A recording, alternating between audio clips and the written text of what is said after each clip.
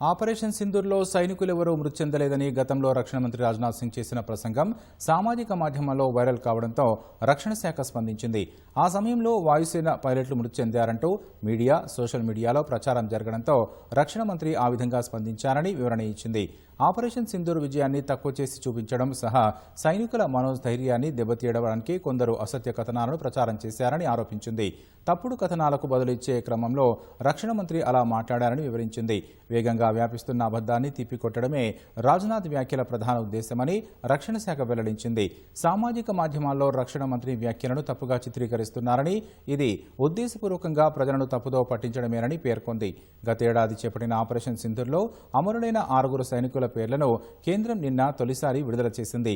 ఈ ఆపరేషన్లో ఒక్క సైనికుడు కూడా ప్రాణాలు కోల్పోలేదని గతంలో రక్షణ మంత్రి రాజ్నాథ్ చేసిన ప్రసంగాన్ని ప్రతిపక్షాలు ఇప్పుడు తెరపైకి తేవడంతో రక్షణ శాఖ వివరణ ఇచ్చింది.